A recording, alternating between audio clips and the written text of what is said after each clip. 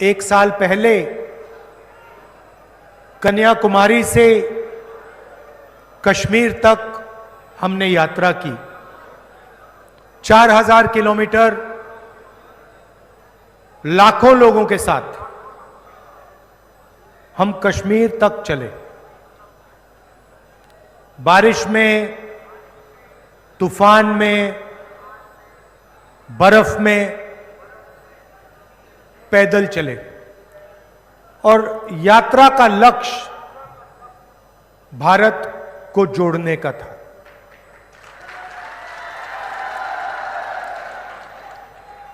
हमें लगा कि बीजेपी देश में नफरत फैला रही है, हिंसा फैला रही है,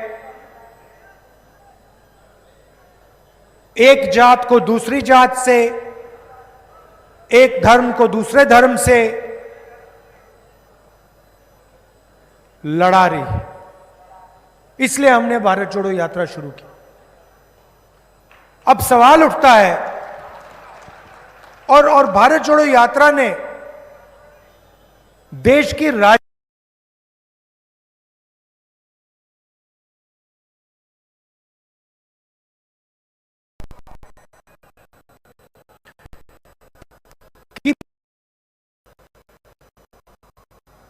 नफरत और हिंसा क्यों फैलाते हैं, इनको क्या फायदा होता है, आज मैं आपको यह समझाने आया हूं।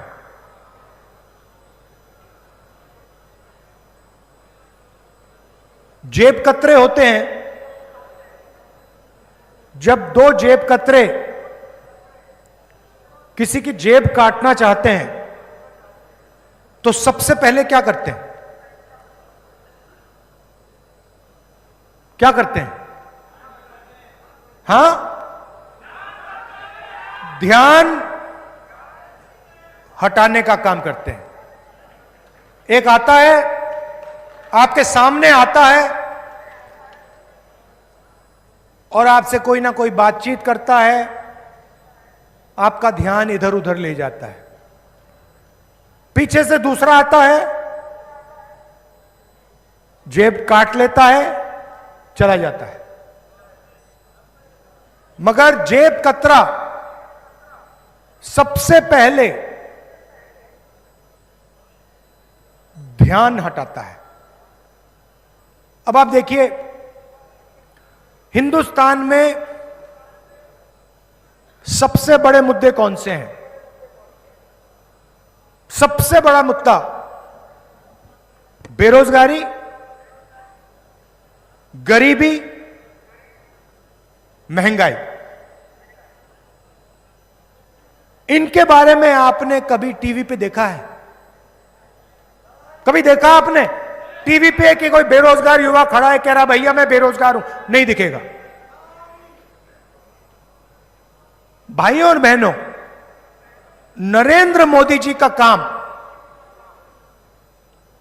आपके ध्यान को इधर उधर करने का है।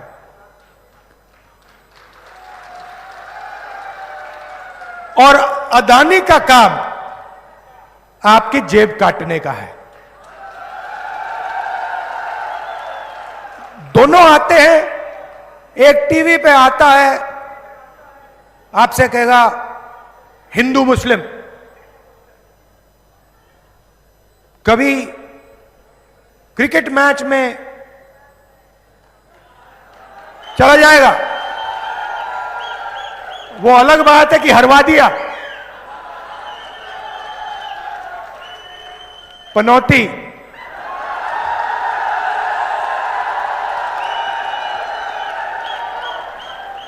पीएम मतलब पनौती मोदी।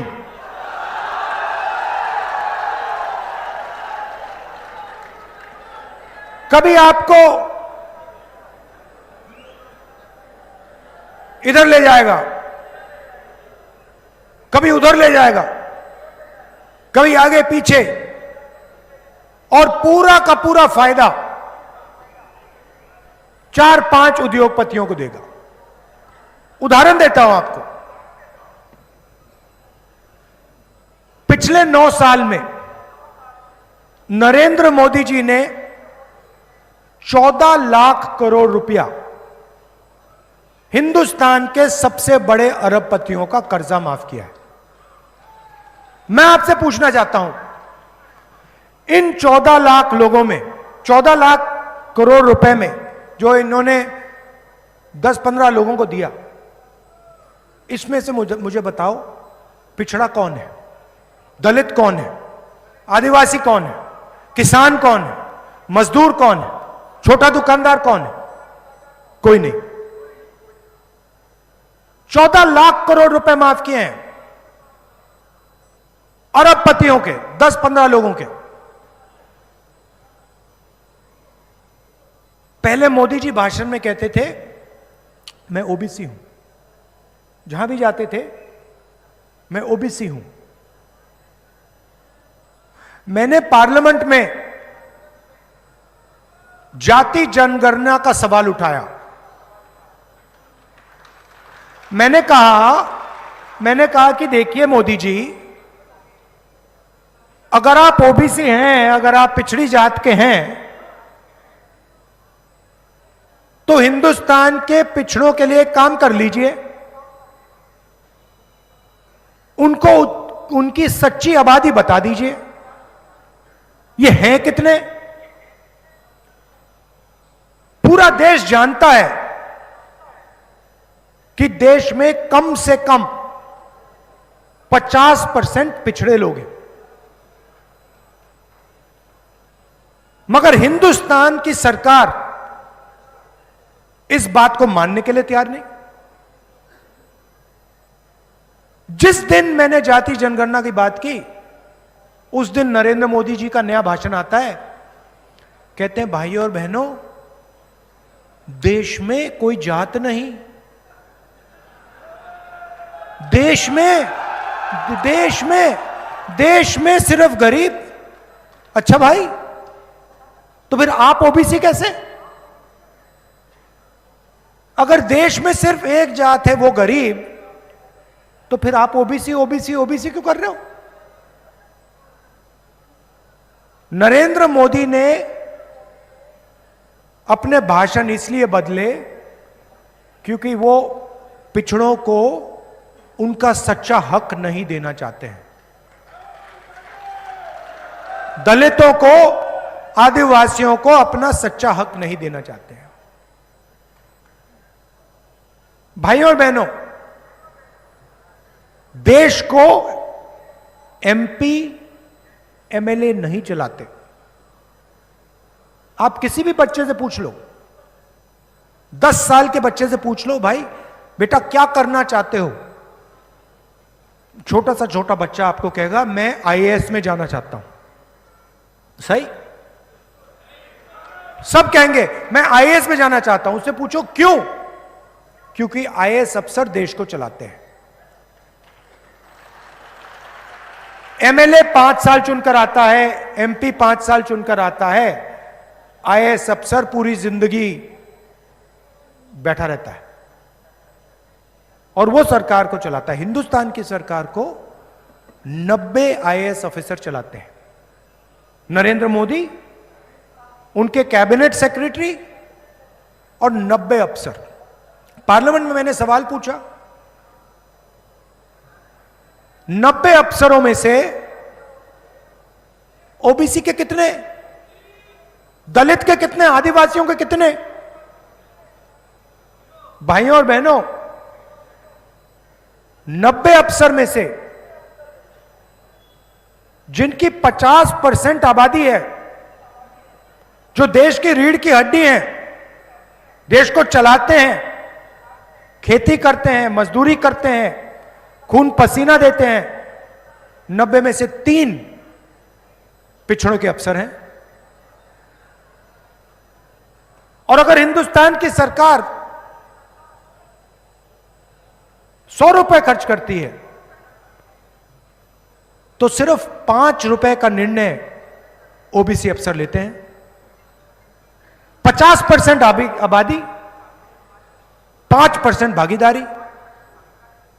और नरेंद्र मोदी 24 घंटे कहते हैं मैं ओबीसी हूं, मैं ओबीसी हूं, मैं ओबीसी हूं। आदिवासियों की बात करता हूं। आपकी आबादी 12-14% है। आपकी भागीदारी 3 अफसर आपके और 100 रुपए में से 10 पैसे का निर्णय आप लेते हो। और उनकी सारी की सारी योजना देख लो आप, कोई भी योजना देखो, फसल बीमा योजना देखो, फसल बीमा योजना में 35,000 करोड़ रुपए जाता है। पैसा कहां से आता है? जीएसटी से आता है। अच्छा, आपने ये नीली शर्ट पहनी हुई है, आपने ये नीली शर्ट पहनी है, जितना पैसा आपने जीएसटी में इस शर्ट के लिए दिया उतना पैसा अदानी जी इस शर्ट के लिए देंगे। जीएसटी गरीब और अदानी एक जैसे देते हैं। आप 1 लीटर पेट्रोल खरीदो, अदानी 1 लीटर पेट्रोल खरीदे, जितनी आपने जीएसटी दी उतनी वो देगा। गरीब से गरीब व्यक्ति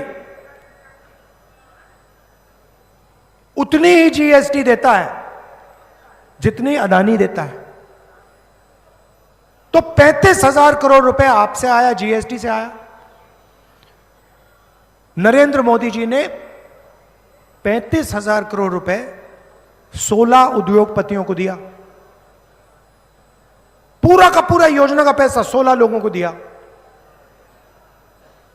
भाई और बहनों, उन 16 लोगों में एक ओबीसी नहीं, एक दलित नहीं, एक आदिवासी नहीं, एक जनरल कास्ट का गरीब नहीं।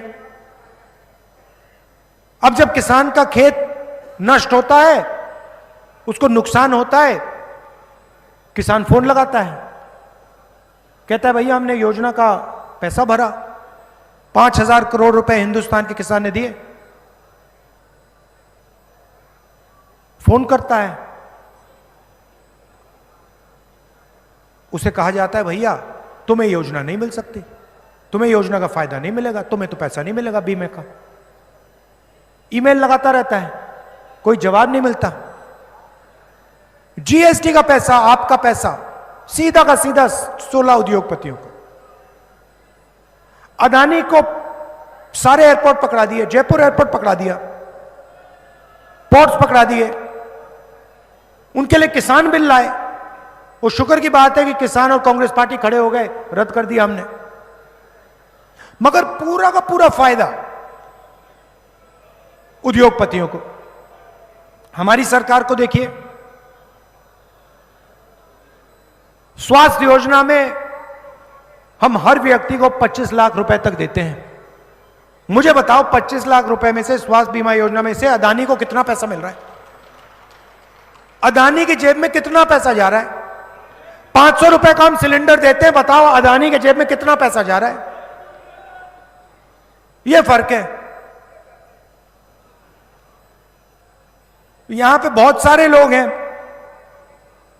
आप में से लोगों ने इलाज करवाया, किसी को कैंसर हुआ होगा, किसी को दिल की बीमारी होगी, चोट लगी होगी। आप में से सब लोगों ने राजस्थान में फ्री में इलाज कराया है, एक पैसा नहीं देना।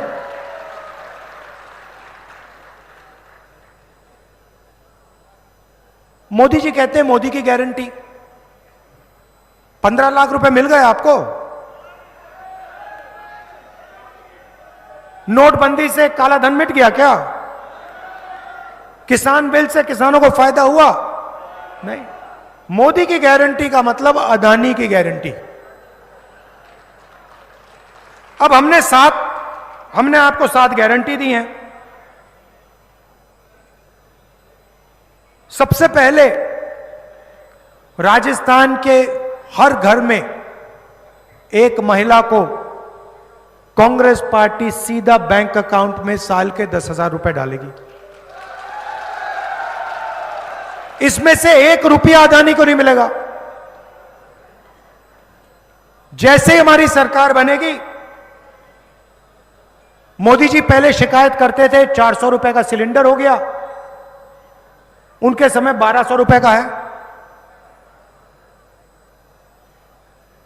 चुनाव जीतने के एकदम बाद कांग्रेस पार्टी सिलेंडर को 500 रुपए का कर देगी, अदानी को 1 रुपया नहीं। आपका नुकसान होगा, बीमा में 15 लाख रुपए तक आपको पैसा मिलेगा।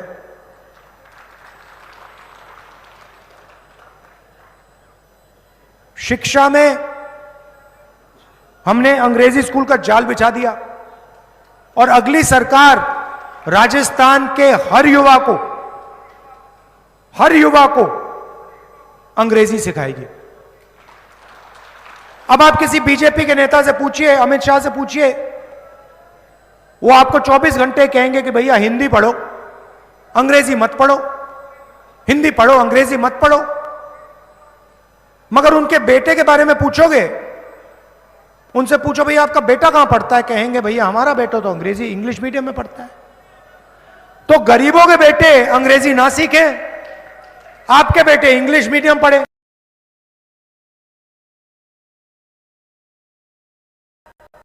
राजस्थान हिंदी और अंग्रेजी की जरूरत है। मैं आपको बताता हूं, हम ये नहीं कह रहे कि हिंदी मत पढ़ो, हिंदी सीखो।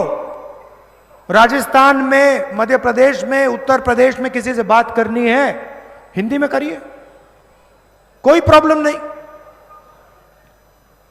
राजस्थान में कोई विदेश से टूरिस्ट आए तो उसे हिंदी में बात करेंगे क्या, इंग्लिश में। आपको कोई कॉल सेंटर में काम करना है, 50,000 रुपए की नौकरी आपको चाहिए, कॉल सेंटर में अंग्रेजी में बात चलेगी, हिंदी में तो नहीं चलेगी। सॉफ्टवेयर इंजीनियर बनना चाहते हैं, इंजीनियर बनना चाहते हैं, अंग्रेजी से फायदा होगा, सीधी बात है। तो हम चाहते हैं कि राजस्थान का हर युवा, हर माता पिता बड़े से बड़ा सपना देखे।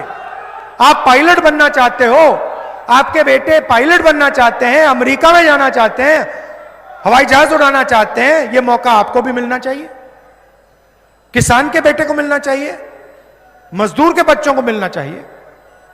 वो चाहते हैं कि सबसे अच्छी नौकरियां,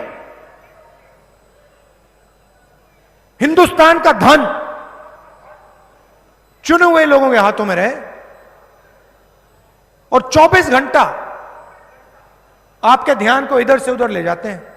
कभी हिंदू मुस्लिम, कभी एक जात को दूसरी जात से लड़ा देंगे, कभी टीवी पे शाहरुख खान ऐश्वर्या राय को नचा देंगे। यही तो चल रहा है। आपके सामने निर्णय है, डिसीजन आपको लेना है।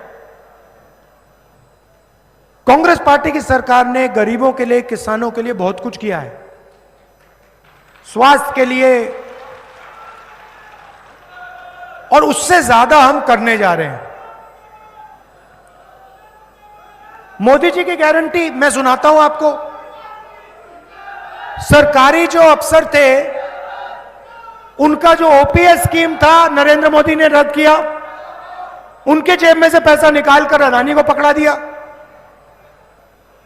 हमने फिर से ओपीएस स्कीम लागू किया, जो आपका हक बनता है हमने आपको वापस दिया।